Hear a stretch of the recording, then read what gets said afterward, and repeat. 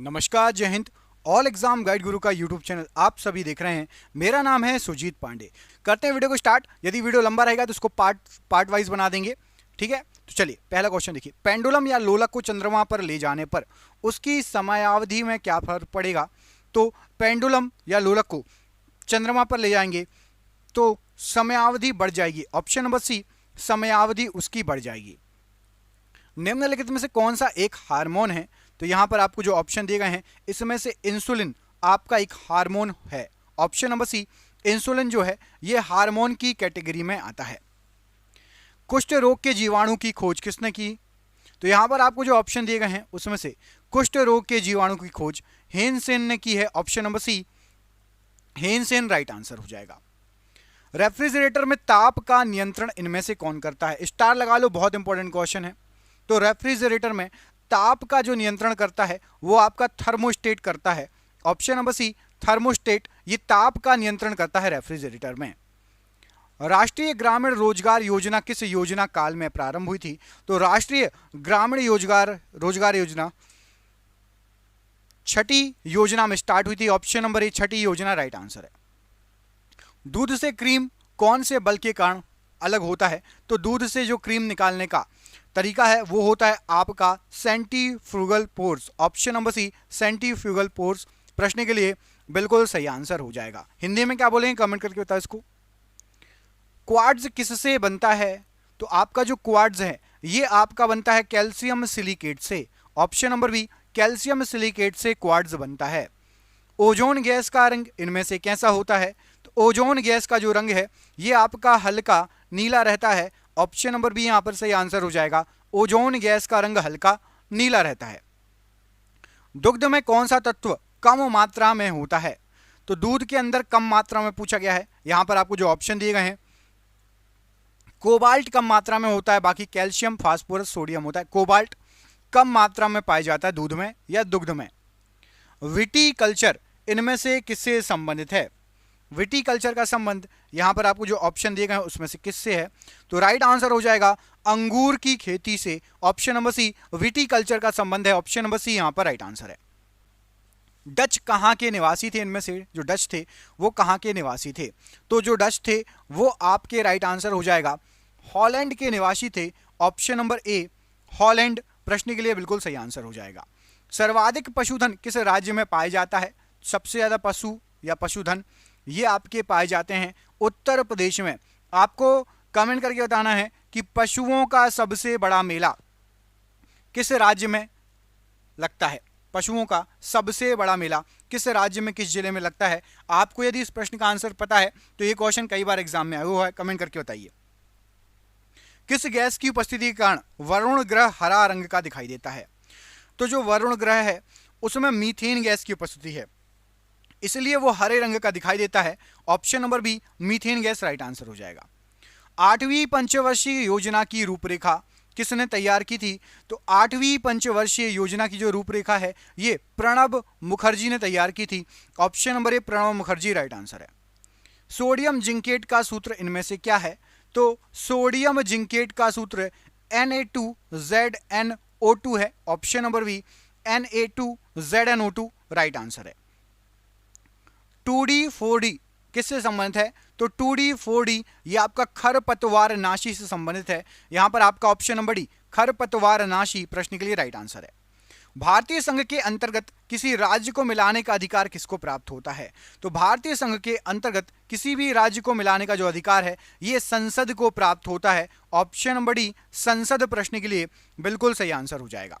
धातु के ऑक्साइड प्रायः होते हैं। तो धातु के जो ऑक्साइड होते हैं ये प्रायः आपके क्षारीय होते हैं।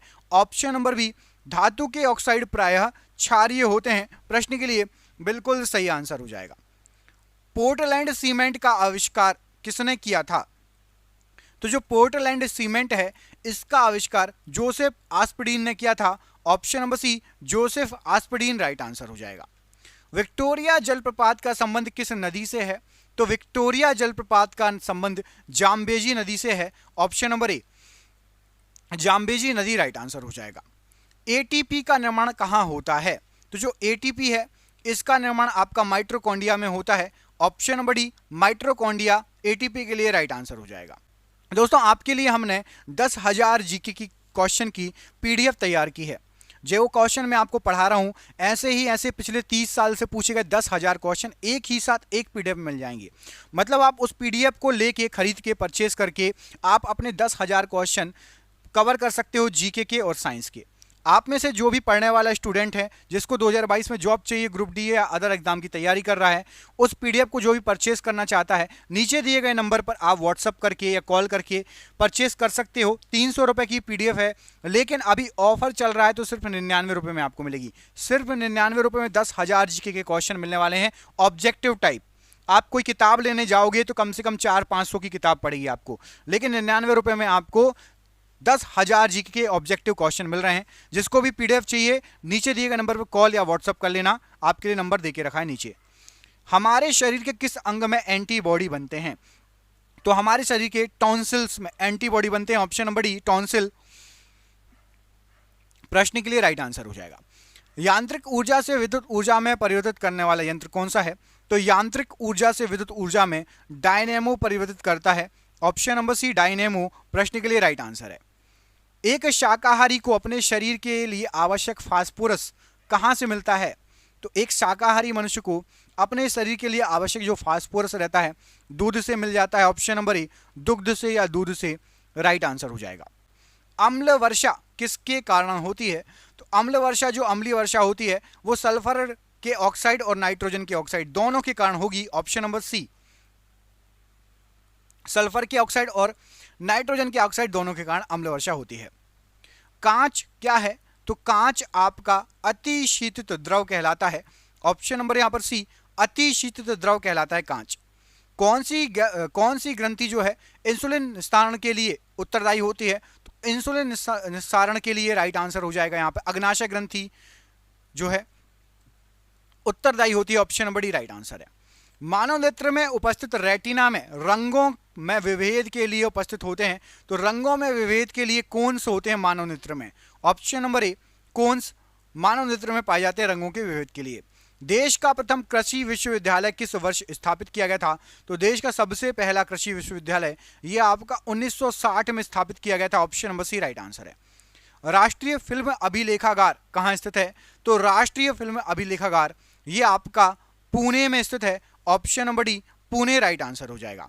केंद्र राज्य संबंध किस अनुसूची के अंतर्गत वर्णित है? तो केंद्र राज्य संबंध ये आपका राइट आंसर हो जाएगा 7वीं अनुसूची के अंतर्गत वर्णित है, ऑप्शन नंबर बी यहां पर राइट आंसर है। अब तक की सबसे सफल पंचवर्षीय योजना कौन सी है? अब तक की सबसे सफल पंचवर्षीय योजना 8वीं पंचवर्षीय योजना है, ऑप्शन नंबर सी 8वीं पंचवर्षीय योजना राइट आंसर है। अधातु के ऑक्साइड प्रायः होते हैं कैसे? तो जो अधातु के ऑक्साइड होते हैं ये प्रायः अम्लीय होते हैं, ऑप्शन नंबर ए अम्लीय राइट आंसर है। ऊर्जा का पिरामिड होता है कैसा? तो जो ऊर्जा का पिरामिड होता है ये आपका सीधा पिरामिड होता है, ऑप्शन नंबर बी सीधा पिरामिड राइट आंसर हो जाएगा। सोडा लाइम का प्रयोग किया जाता है किसके रूप में? तो सोडा लाइम का यूज शुष्क कारक के रूप में किया जाता है, ऑप्शन नंबर यहां पर डी शुष्क कारक के रूप में सोडा लाइम का यूज किया जाता है। आंख के किस भाग पर वस्तु का प्रतिबिंब बनेगा? तो आंख के रेटिना पर वस्तु का प्रतिबिंब बनता है, ऑप्शन नंबर डी आंख का रेटिना राइट आंसर है। आइरिस का कार्य क्या है? तो जो आइरिस होता है ये पुतली के आकार को नियंत्रित करता है, तो यहां पर आपका ऑप्शन नंबर सी पुतली के आकार को नियंत्रित करना राइट आंसर हो जाएगा। सबसे जटिल कार्बनिक पदार्थ इनमें से कौन सा है? तो सबसे जटिल कार्बनिक पदार्थ जो कहलाता है यहां पर आपको जो ऑप्शन दिए गए उसमें से आपका प्रोटीन ये सबसे जटिल कार्बनिक पदार्थ की श्रेणी में आता है। दमदमा झील किस राज्य में स्थित है? तो आपकी दमदमा झील ये आपकी हरियाणा राज्य में स्थित है, ऑप्शन नंबर डी हरियाणा राज्य प्रश्न के लिए बिल्कुल सही आंसर हो जाएगा। पटाखों के फूटने के बाद चमकता हुआ लाल रंग पटाखे में मौजूद किस धातु के कारण होता है? तो पटाखों के फूटने के बाद जो लाल रंग चमकेगा वो पटाखों के अंदर एस्ट्रोनशियम होता है, इसके कारण होता है, ऑप्शन नंबर डी एस्ट्रोनशियम प्रश्न के लिए राइट आंसर हो जाएगा। रेयॉन नायलॉन तथा पॉलिस्टर एक रेशा है, तो रेयॉन नायलॉन और पॉलिस्टर ये आपका संश्लिष्ट रेशा कहलाता है, ऑप्शन नंबर बी संश्लिष्ट रेशा राइट आंसर है। रबर के संश्लेषण में निम्न में किसका प्रयोग किया जाता है? तो रबर के संश्लेषण में आइसोप्रीन का यूज होता है। Option number B isoprene right answer है। इसमें पूछा गया है खुले परिसंचरण तंत्र वाले जानवरों में क्या होता है? तो खुले परिसंचरण तंत्र वाले जो जानवर होते हैं उनमें आपका हीमोसील या रक्त गुहा होता है। ऑप्शन नंबर डी हीमोसील या रक्त गुहा राइट आंसर है। बहुअंडपी, वियुक्तांडपी और जायांगीयता, इंग्लिश में है आपका मल्टी कैपलरी, एपोकार्पस और जाइनोसियम, ये जो होते हैं फल, ये किस किस्म के फल से प्राप्त होता है? तो ये आपके गुच्छेदार, ऑप्शन नंबर बी गुच्छेदार किस्म का फल प्राप्त होता है इनमें, गुच्छेदार किस्म का फल। अगला क्वेश्चन देखिए, पर्याणिका मतलब क्लाइटेलम किस में पाया जाता है? तो पर्याणिका या क्लाइटेलम ये आपका केचुए में पाया जाता है। Option number D. देखा है क्वेश्चन कितने खतरनाक हैं, कितने ढंग के क्वेश्चन हैं, एग्जाम में आते हैं हिल जाता है व्यक्ति, सोचता है कि यार ये क्या पूछ लिया। तो क्लाइटेलम किस में पाया जाता है? ये केचुए में पाया जाता है, याद रखना। चोंच किससे बनती है? तो चोंच जो है ये जबड़े से बनती है। ऑप्शन नंबर बी जबड़े से चोंच बनती है राइट आंसर हो जाएगा। ऊतक संवर्धन की अवधारणा किसकी थी? तो ऊतक संवर्धन की अवधारणा ये हेबर लिट्स की थी। ऑप्शन नंबर यहाँ पर सी बिल्कुल सही आंसर हो जाएगा, हेबर लिट्स। अगला क्वेश्चन देखिए, महारंध्र जो एक द्वारक है कहाँ होता है? तो महारंध्र एक द्वारक है, ये आपका कपाल में होता है। ऑप्शन नंबर यहाँ पर डी कपाल प्रश्न के लिए बिल्कुल सही आंसर हो जाएगा। बढ़ते हैं अगले क्वेश्चन की तरफ। इसमें आपसे पूछा गया है अगले क्वेश्चन में, पिन्ना मतलब कर्णपाली एवं बाह्य श्रवणीय नली ये किसमें पाई जाती है? जो पिन्ना पाई जाती है, पिन्ना पाई जाती है आपकी स्तनपाइयों में। ऑप्शन नंबर सी स्तनपाइयों में पिन्ना पाई जाती है। अगला क्वेश्चन देखिए, निम्नलिखित में से कौन सा परजीवी शैवाल या काई का एक उदाहरण है? तो परजीवी शैवाल या काई का उदाहरण है आपका सिफेल्यूरास। ऑप्शन नंबर बी सिफेल्यूरास, ये परजीवी शैवाल या जो काई बोलते हैं ना हम हिंदी मतलब नॉर्मल लैंग्वेज में काई यूज करते हैं, काई का उदाहरण है। कैल्प क्या होता है? तो कैल्प जो है ये आपका समुद्री शैवाल जिसमें आयोडीन प्रचुर मात्रा में हो उसको कैल्प कहा जाता है। खाली उदर की श्लेष्मल अस्तर पाए जाने वाले वलन क्या कहलाते हैं? तो ये आपके कहलाते हैं रोगई। ऑप्शन नंबर सी रोगई प्रश्न के लिए राइट आंसर हो जाएगा। अगला क्वेश्चन देखिए, यूरिक एसिड या मूत्राम्ल किसमें प्रमुख नाइट्रोजनी अपशिष्ट होता है? तो यूरिक एसिड ये आपका पक्षियों में प्रमुख नाइट्रोजनी अपशिष्ट होता है। ऑप्शन नंबर यहाँ पर भी राइट आंसर है। मेंढक के वक किस प्रकार के होते हैं? तो मेंढक के जो वक होते हैं ये मध्य वक कहलाते हैं। ऑप्शन नंबर ए मध्य वक प्रश्न के लिए राइट आंसर है। अगला क्वेश्चन देखिए, निम्नलिखित में से कौन एक अंडत स्तनी है? तो अंडप स्तनी, यहां पर आपको जो ऑप्शन दिए गए हैं उसमें से आपका बत्तख चोंच प्लेटिपस या डक बिल्ड भी कहा जाता है। बत्तख चोंच प्लेटिपस ये आपका अंडप स्तनी है। ऑप्शन नंबर बी यहां पर राइट आंसर हो जाएगा। राइजोबियम किसका एक प्रकार होता है? तो राइजोबियम ये आपका सहजीवी जीवाणु या बैक्टीरिया का एक प्रकार होता है। ऑप्शन नंबर यहां पर भी राइट आंसर है। मछली एक प्रथम श्रेणी का प्रोटीन है क्योंकि उसमें क्या होता है? तो मछली के अंदर आवश्यक एमिनो अम्ल पाए जाते हैं, इसलिए मछली प्रथम श्रेणी के प्रोटीन में आती है। अगला क्वेश्चन देखिए, द्विपद बाइनोमियल नाम पद्धति किसने प्रस्तावित की? तो द्विपद नाम पद्धति ये लीनियस ने प्रस्तावित की। ऑप्शन नंबर ए लीनियस राइट आंसर हो जाएगा। स्तनधारियों के रक्त में सबसे बड़ी कोशिकाएं या सेल कौन सी होती हैं? तो स्तनधारियों के रक्त में सबसे बड़ी कोशिकाएं सेल मोनोसाइट्स होती हैं। ऑप्शन नंबर बी मोनोसाइट्स प्रश्न के लिए राइट आंसर है। प्राणी नाम पद्धति पर अंतरराष्ट्रीय आयोग किस वर्ष में स्थापित किया गया? तो प्राणी नाम पद्धति में अंतरराष्ट्रीय आयोग 1895 में स्थापित किया गया था। ऑप्शन नंबर यहां पर ए 1895 प्रश्न के लिए बिल्कुल सही आंसर हो जाएगा। अगला क्वेश्चन देखिए, इसमें आपसे पूछा गया है अगले क्वेश्चन में कि 5 किंगडम वर्गीकरण किसने प्रस्तावित किया? 5 जगत वर्गीकरण हिंदी में आपको बोला जाए तो सुना होगा आपने। तो RHV टेकर ऑप्शन नंबर यहां पर ए, इनके द्वारा 5 जगत वर्गीकरण को प्रस्तावित किया गया। ये क्वेश्चन एग्जाम में कई बार पूछा गया है, मोस्ट इंपॉर्टेंट है, स्टार लगा लो। अगला क्वेश्चन देखो, सबसे जोर से बोल सकने वाला जंतु कौन सा है? इनमें से सबसे तेज बोल सकने वाला जो जंतु है वो आपकी ब्लू व्हेल या नीली व्हेल। ऑप्शन नंबर बी, एक बार इसकी आवाज सुनना यूट्यूब पे या गूगल करके, इतनी खतरनाक सुनाई देती है डर जाओगे। ब्लू व्हेल या नीली व्हेल यहां पर सही आंसर हो जाएगा। दोस्तों आपके लिए हमने 10,000 क्वेश्चन इकट्ठे किए हैं। 10,000 क्वेश्चन समझ रहे हो? यदि आपने 10,000 क्वेश्चन कर लिए जीके साइंस के, उसमें आपका क्या क्या है? हिस्ट्री है, पॉलिटी है, ज्योग्राफी है, कंप्यूटर है, साइंस के पूरे टॉपिक है, मतलब बायोलॉजी, केमिस्ट्री, फिजिक्स तीनों हैं, विविध भी है, सब चीज़ें हैं। ये क्वेश्चन यदि आपने कर लिए तो आपका हर एक एग्जाम निकलेगा, चाहे आप किसी भी स्टेट को हो, आप यूपी, बिहार, एमपी, झारखंड, छत्तीसगढ़, कोई भी एग्जाम दे रहे हो, दिल्ली, राजस्थान, हरियाणा, गुजरात, इनमें से कहीं के भी हो आप एग्जाम दे रहे हो, तो आपके लिए ये क्वेश्चन आएंगे आपके एग्जाम में। और ये क्वेश्चन इतने इंपॉर्टेंट है कि 100% आपको किसी ना किसी एग्जाम में आ सकते हैं। जिसको भी इसकी पीडीएफ चाहिए, व्हाट्सएप पर आपको पीडीएफ मिल जाएगी। नीचे दिए गए नंबर पर आप जो है कॉल करके या व्हाट्सएप करके बात कर सकते हैं। 300 रुपए की पीडीएफ है, लेकिन स्टार्टिंग के 1000 बच्चों को, चूंकि ग्रुप डी का एग्जाम चल रहा है, केवल 99 रुपए मिल रही है। जिसको भी ये पीडीएफ चाहिए, आप नीचे दिए गए नंबर पर कॉल करके या फिर व्हाट्सएप करके बात कर सकते हो और पीडीएफ प्राप्त कर सकते हो। जरूर ये पीडीएफ परचेस करो, आपको कहीं ना कहीं फायदा होगा। बहुत अच्छे सिलेक्टेड 10,000 ऑब्जेक्टिव टाइप क्वेश्चन है, 4 ऑप्शन वाले, जैसे मैं आपको पढ़ाता हूं। ठीक है, नीचे दिए गए नंबर पर अधिक जानकारी के लिए कॉल कर लेना। मशरूम क्या है? तो मशरूम जो है राइट आंसर हो जाएगा, मशरूम एक कवक कहलाता है। ऑप्शन नंबर डी, मशरूम एक कवक की श्रेणी में आता है। इबोला क्या है? इबोला जो है आपका ये एक आता है वायरस की श्रेणी में। ऑप्शन नंबर ए, इबोला वायरस की श्रेणी में आता है। निम्न का कारण विषाणु है, इनमें से किसका कारण विषाणु है?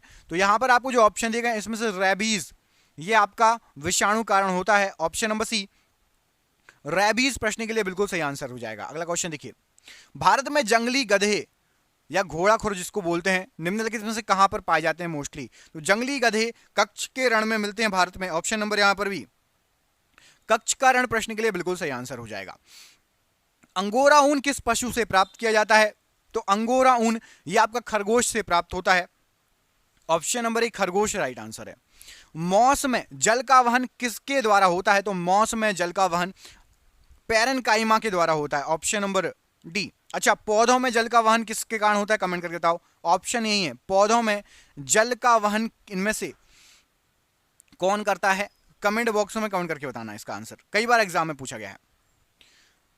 शल्य प्रक्रिया के बाद जन्म लेने वाला पहला बच्चा कौन था? तो सबसे पहले शल्य प्रक्रिया के द्वारा जन्म लेने वाला पहला बच्चा, उसका नाम था सीजर, और तभी से चला है कि सीजर से बच्चा हुआ, मतलब ऑपरेशन से, शल्य चिकित्सा से। ऑप्शन नंबर ए, सीजर उसका नाम था।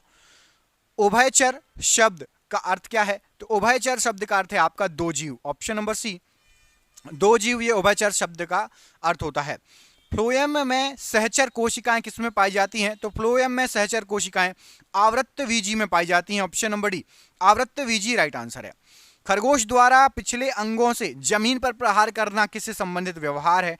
तो खरगोश पांव आपके पिछले अंगों से जमीन पर प्रहार करता है, इसका मतलब है वो सदस्यों को चेतावनी दे रहा है कि भैया आसपास कोई खतरा है, इसलिए वह पांव से जो है जमीन पर प्रहार करता है। अगला क्वेश्चन देखिए, इसमें आपसे पूछा गया है इंटरफेरोन किसकी अनुक्रिया में संश्लिष्ट होते हैं? तो इंटरफेरोन ये आपके विषाणु की अनुक्रिया में संश्लिष्ट होते हैं। ऑप्शन नंबर डी, विषाणु राइट आंसर है। निम्नलिखित में से कौन से जानवर का संबंध मोलस्क से है? तो मोलस्क से यहां पर आपको जो ऑप्शन दिए गए हैं, खरगोश मोलस्क की श्रेणी में आता है। ऑप्शन नंबर बी, खरगोश राइट आंसर है। सौर ऊर्जा का अधिकतम स्थिरीकरण किसके द्वारा किया जाता है? तो सौर ऊर्जा का अधिकतम जो स्थिरीकरण होता है वो हरे पादप करते हैं। ऑप्शन नंबर डी, हरे पादप राइट आंसर हो जाएगा। निम्नलिखित में से ऐसा कौन सा जीव है जिसमें पादप और जानवर दोनों के लक्षण होते हैं? तो पादप और जानवर दोनों के लक्षण होते हैं यूग्लिना में। स्टार लगा लो, 100% एक क्वेश्चन पूछा जाएगा, ग्रुप डी में आया था। ये क्वेश्चन हमारी पीडीएफ में भी है भाई, पीडीएफ में बिल्कुल सिलेक्टेड 10,000 क्वेश्चन है, जरूर परचेस कर लेना। जो पढ़ने वाले बच्चे हैं जिनको बिल्कुल जॉब चाहिए 2022 में, जरूर परचेस कर लेना। निम्नलिखित में से क्या स्वतः पोषित है? तो यहां पर आपको जो ऑप्शन दिए गए हैं उसमें से शैवाल ये स्वतः पोषित है। ऑप्शन नंबर बी, शैवाल स्वतः पोषित है। किसकी मौजूदगी के कारण पक्षियों और कीटों के पंखों से पानी बह जाता है? तो राइट आंसर हो जाएगा, उनके पंखों में मोम की परत रहती है, इसके कारण जो है पानी रुकता नहीं, उनके शरीर पर पंखों पर पानी बह जाता है, जिससे वो उड़ सकते हैं, बरसात भी हो तो थोड़ा बहुत उड़ सकते हैं। ऑप्शन नंबर ए। अगला क्वेश्चन देखिए, इसमें आपसे पूछा गया है कि समुद्री वेल में अंग किस रूप में परिष्कृत होते हैं? तो समुद्री वेल जो होती है मीन पक्ष में उसके जो अंग हैं परिष्कृत होते हैं, मीन पक्ष। Option number C. निम्नलिखित में से कौन सी प्रजाति भारत में स्थानीय स्तर पर विलुप्त हो गई है? तो स्थानीय स्तर पर भारत में साइबेरियाई सारस ये लुप्त प्राय हो गए, विलुप्त हो गए। ऑप्शन नंबर ए, साइबेरियाई सारस पहले थे भारत में बहुत ज्यादा, अब जमीनी स्तर पर नहीं दिखते, लुप्त हो चुके हैं। अगला क्वेश्चन देखिए, डीएनए में ग्वानिन और साइटोसिन के बीच हाइड्रोजन बंधों की संख्या कितनी होती है? तो डीएनए में ग्वानिन और साइटोसिन के बीच हाइड्रोजन बंधों की संख्या ये होती है आपकी 3। ऑप्शन नंबर बी 3 प्रश्न के लिए राइट आंसर है। यदि जाइलम और फ्लोएम को एक ही त्रिज्या में व्यवस्थित किया जाए तो ऐसे संवहन पूल को क्या कहा जाएगा? तो जाइलम और फ्लोएम दोनों की बात हो रही है। यदि आप उनको एक ही जो त्रिज्या में व्यवस्थित करेंगे तो ऐसे संवहन पूल को समपार्श्विक संवहन पूल कहा जाएगा। ऑप्शन नंबर ए समपार्श्विक संवहन पूल राइट आंसर है। निम्न में से किस कीट का वैज्ञानिक नाम ब्लेटेरिया है? ब्लेटेरिया, तो राइट आंसर हो जाएगा कॉकरोच का वैज्ञानिक नाम है आपका ब्लेटेरिया। निम्न में से कौन सा शब्द अशोक, इमली या कोरल के जैसे पेड़ों के वनस्पतिक नाम के समान है? तो अशोक, इमली, कोरल, इंडिका, ये जो है ऐसे वनस्पतिक पेड़ों के नाम के समान है। Option number C indica right answer है। निम्नलिखित में से किससे पौधे में खाद्य पदार्थ और अन्य तत्वों का वहन होता है? तो राइट आंसर हो जाएगा फ्लोएम के द्वारा खाद्य पदार्थ और अन्य तत्वों का वहन होता है। पोषवाह या फ्लोएम कहते हैं इंग्लिश में। पोषवाही या फ्लोएम परिवहन के संबंध में निम्नलिखित में से कौन सा कथन सही है? तो फ्लोएम जो है आपका, यहां पर आपको जो कथन दिए गए हैं इस प्रश्न का आंसर आप कमेंट करके बताओगे। अभी मैंने बताया है फ्लोएम के बारे में जो ये क्वेश्चन है इसका आंसर कमेंट बॉक्स में कमेंट करके बताओ। वीडियो को पॉज कर लो, चारों ऑप्शन पढ़ लो, उसके बाद कमेंट करके बताओ कि कौन सा इसमें से कथन सही होगा फ्लोएम के बारे में। निम्नलिखित विकल्पों में से कौन सी मछली है? तो यहां पर आपको जो ऑप्शन दिए गए हैं उसमें से सॉल्मोन, साल्मोन जो है एक मछली का जो है वो है प्रजाति। ऑप्शन नंबर सी साल्मोन मछली होती है। जेलीफिश नहीं है, वेल भी नहीं है और बॉस्टर भी नहीं है, मछली की श्रेणी में नहीं आती। निम्नलिखित में से कौन सा स्तनधारी जानवर अंडे देता है? यहां पर आपको जो ऑप्शन दिए गए हैं चमगादड़, वेल, नेवला और प्लेटिपस, इनमें से प्लेटिपस ही अंडे देता है। Option number D platypus right answer है। मधुमक्खी के डंक में क्या होता है? तो मधुमक्खी के डंक में आपका अम्लीय तरल होता है। ऑप्शन नंबर ए अम्लीय तरल राइट आंसर है। फॉर्मिक एसिड किसके द्वारा उत्पन्न होता है? तो फॉर्मिक एसिड ये आपका लाल चींटी जब काटती है तब उत्सर्जित होता है। ऑप्शन नंबर सी लाल चींटी राइट आंसर हो जाएगा। मीठे पानी की एक स्वस्थ मछली को खारे पानी में रखा जाए तो उसके संभावित परिणाम क्या होंगे? मीठे पानी की मछली को खारे पानी में रखोगे तो मछली निर्जलीकृत होकर मर जाएगी। ऑप्शन नंबर ए निर्जलीकृत होकर मछली मर जाएगी। निम्नलिखित में से कौन सर्वाधिक दीर्घायु है? यहां पर आपको जो ऑप्शन दिए गए हैं बाज, कछुआ, चीता और हाथी में से कछुआ, सबसे ज्यादा आयु कछुए की होती है। ऑप्शन नंबर बी कछुआ राइट आंसर है। यीस्ट एक प्रकार का क्या है? तो यीस्ट एक प्रकार का आपका कवक होता है। ऑप्शन नंबर बी कवक राइट आंसर हो जाएगा। मछली से प्राप्त होने वाला कॉड लीवर तेल किस विटामिन से समृद्ध होता है? तो मछली से प्राप्त होने वाला कॉड लीवर तेल ये आपका विटामिन डी से समृद्ध होता है। Option number B vitamin D right answer है। शैवाल के फलने का क्या कारण होता है? तो जो शैवाल होता है उसके फलने का जो कारण होता है वो होता है आपका सुपोषण। सुपोषण को क्या बोलते हैं? Eutrophication. Option number C eutrophication या सुपोषण राइट आंसर है। निम्नलिखित में से कौन सा संयोजक ऊतक नहीं है? यहां पर आपको जो ऑप्शन दिए गए हैं कंकाल पेशी ये संयोजक ऊतक नहीं है। ऑप्शन नंबर डी कंकाल पेशी राइट आंसर है। अगला क्वेश्चन देखिए, बौने रूप में वृक्षों के संवर्धन को क्या कहा जाता है? तो बौने रूप में वृक्षों के संवर्धन को आपने सुना होगा बोनसाई पेड़, बोनसाई। ऑप्शन नंबर यहां पर ए बोनसाई, ये बौने पेड़ों को कहा जाता है जो संवर्धन होता है वृक्षों का। निम्नलिखित में से कौन सा जीव अंडे देता है और प्रत्यक्षतः बच्चे नहीं देता? राइट आंसर हो जाएगा एकिडना, ये अंडे देता है प्रत्यक्षतः बच्चे नहीं देता। बाकी कंगारू, शाही और वेल ये बच्चे देती है। ऑप्शन नंबर ए एकिडना राइट आंसर है। पादप जाइलम में एकमात्र जीवित ऊतक होता है? तो पादप जाइलम में एकमात्र जीवित ऊतक होता है आपका जाइलम मृदुतक। ऑप्शन नंबर यहां पर सी जाइलम मृदुतक प्रश्न के लिए बिल्कुल सही आंसर हो जाएगा। रेशम कीट अपने जीवन चक्र के किस चरण में वाणिज्यिक प्रयोग का तंतु पैदा करते हैं? तो रेशम के कीट प्यूपा आता है कि उनके जीवन चक्र में वहां पर जो वाणिज्यिक प्रयोग का तंतु होता है, रेशम होता है, उसको पैदा करते हैं। ऑप्शन नंबर सी।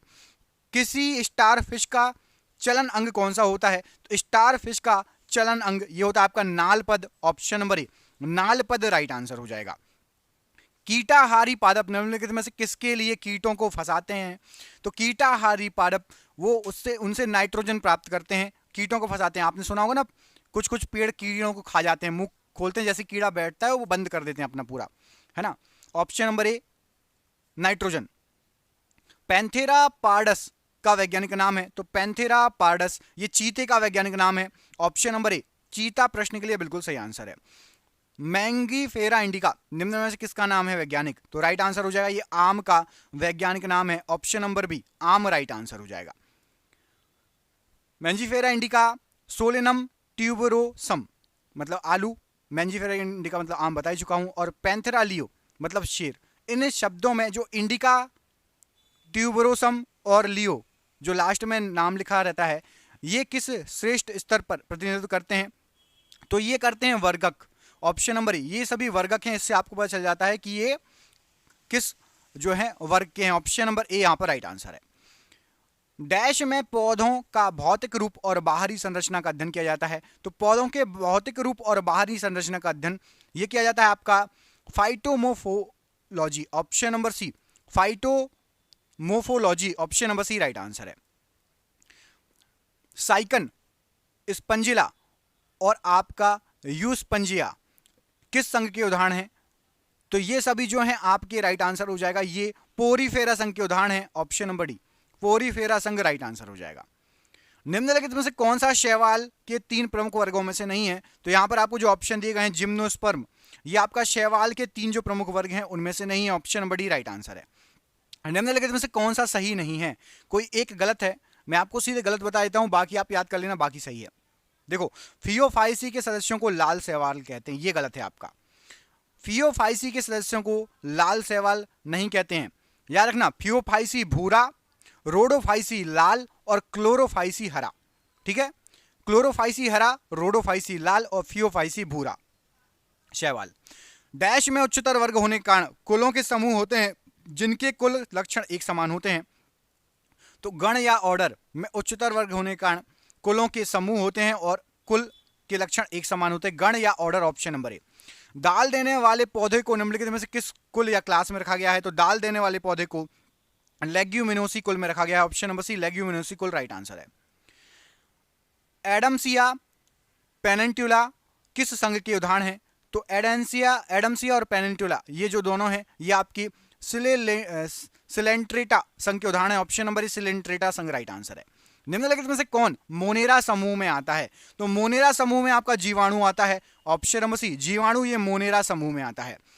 सूक्ष्म जीवों को कितने मुख्य वर्गों में बांटा गया है, तो सूक्ष्म जीवों को 4 मुख्य वर्गों में बांटा गया है, ऑप्शन नंबर यहां पर डी 4 मुख्य वर्ग राइट आंसर है।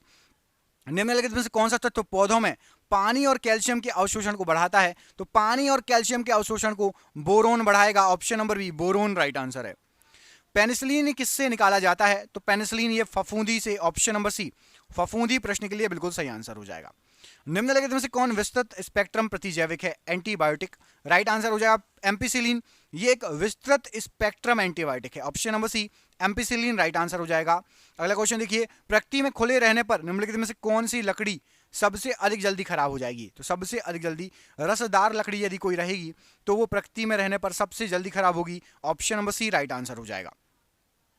प्याज निम्नलिखित में से किसका विकसित या अधिशोधित रूप होता है, तो प्याज ये आपके तने का अधिशोधित रूप होता है, ऑप्शन नंबर यहां पर बी राइट आंसर है। यदि एक पेड़ है जिसके तने का अनुप्रस्थ परिच्छेद करने पर 50 घेरे दिखाई देते हैं, तो पेड़ की आयु क्या होगी, तो पेड़ की आयु होगी 50 वर्ष, ऑप्शन नंबर डी 50 वर्ष राइट आंसर हो जाएगा। कीटों द्वारा परागित फूलों के परागण कैसे होते हैं, तो कीटों द्वारा परागित फूलों के परागकण ये आपके रुक्ष और चिपचिपे होते हैं, रफ और चिपचिपे, ऑप्शन नंबर बी रफ और चिपचिपे राइट आंसर है। मक्के या मेज में परागण कैसे होता है, तो मक्के के अंदर आपका हवा द्वारा संकरण परागण से परागण होता है, ऑप्शन नंबर सी हवा के द्वारा संकरण परागण से परागण होता है मक्के में। सर्वाधिक प्रकाश संश्लेषी क्रियाकलाप कहां चलता है, तो सबसे ज्यादा चलता है आपका प्रकाश के नीले और लाल क्षेत्र में, ऑप्शन नंबर ए यहां पर राइट आंसर है।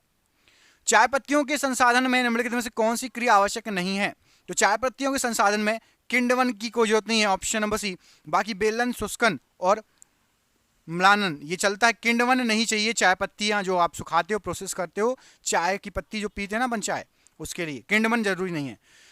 शलाकाकार जीवाणु मतलब रॉड शेप्ड बैक्टीरिया को क्या कहा जाता है, तो रॉड शेप्ड बैक्टीरिया को बेसिलस कहा जाता है, ऑप्शन नंबर ए बेसिलस राइट आंसर हो जाएगा।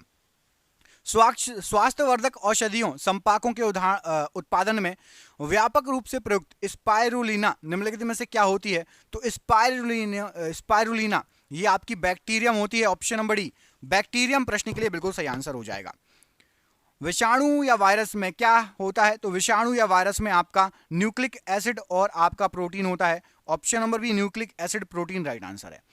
असंजित श्लेष्माभ एडहेरेंट म्यूकोएड क्षारीय पदार्थों द्वारा आमाशय के भीतरी आवरण को ढक लेने से इनमें से क्या होगा? तो असंजित श्लेष्माभ ये श्लेष्मिका पर पेप्सिन का प्रभाव इससे रुक जाएगा। ऑप्शन नंबर सी श्लेष्मिका पर पेप्सिन का प्रभाव रुक जाएगा राइट आंसर है। संयुक्त पर्ण वाला पौधा होता है, तो संयुक्त पर्ण वाला पौधा आपका नारियल का जो पौधा होता है ये संयुक्त पर्ण वाला पौधा कहलाता है। हशीश पौधे से प्राप्त की जाती है, बताइए कि यह पौधे किस भाग से प्राप्त होती है? तो हशीश ये पौधे के पत्तियों एवं मादा पुष्प क्रम के निस्राव से प्राप्त होती है। ऑप्शन नंबर सी पत्तियों और मादा पुष्प क्रम के निस्राव से प्राप्त होती है। अदरक जड़ नहीं तना है, क्योंकि तो अदरक जड़ नहीं तना है क्योंकि इसमें गांठें होती हैं और पोरियां भी होती हैं। ऑप्शन नंबर सी गांठें और पोरियां होती हैं, इसलिए अदरक जड़ नहीं तना है। वाटर टैंकों में शैवाल को नष्ट करने के लिए प्रयोग किए जाने वाले रसायन को निम्नलिखित में से क्या कहा जाता है? तो वाटर टैंकों में शैवाल को नष्ट करने के लिए हम कॉपर सल्फेट का प्रयोग करते हैं। ऑप्शन नंबर ए कॉपर सल्फेट का यूज किया जाता है वाटर टैंकों में शैवाल जो होते हैं उसको नष्ट करने के लिए। अगला क्वेश्चन देखिए, आलू की आंखें उपयोगी हैं किसके लिए? तो आलू की जो आंखें हैं राइट आंसर हो जाएगा, इसको कायिक प्रवर्धन के लिए उपयोगी माना जाता है। ऑप्शन नंबर डी कायिक प्रवर्धन के लिए राइट आंसर हो जाएगा। कुछ पौधों के बीज अंकुरित नहीं हो पाते यदि वे फलभक्षी पक्षियों के पाचन क्षेत्र से ना गुजरने का कारण क्या है? आपने देखा होगा क्या होता है, पक्षी जैसे बेर हुआ, पक्षी क्या करता है? बेर खाता है, ठीक है, गुठली समेत बेर खा लिया। अब जो बेर की गुठली है जब उसके पाचन से जाएगी तो वो बिल्कुल नरम हो जाएगी, शुष्क हो जाएगी, और जब वो पॉटी करता है तो वो बेर की गुठली जमीन में गिरती है, ठीक है, उसके बाद मिट्टी के अंदर दब जाती है, उसके बाद अंकुरित होती है। डायरेक्ट आप बेर की गुठली फेंकोगे तो नहीं होती है। इसका कारण क्या होता है? तो इसका रीजन है आपका बीज आवरण, बीजों के ऊपर बहुत कठोर परत होती है, ठीक है, तो उसको वो जैसी पक्षी खाता है तो वो उस ऊपर की जो कठोर परत होती है वो हट जाती है। परागम्यता, बीज आवरण परागम्यता राइट आंसर है। क्षेत्र फसलों के अध्ययन को क्या कहा जाता है? तो क्षेत्र फसलों का जो अध्ययन है ये आपका एग्रोनॉमी कहलाता है। Option number B agronomy right answer है। पके हुए अंगूरों में क्या होता है? तो पके हुए अंगूरों में आपका यहां पर राइट आंसर हो जाएगा फ्रक्टोज होता है।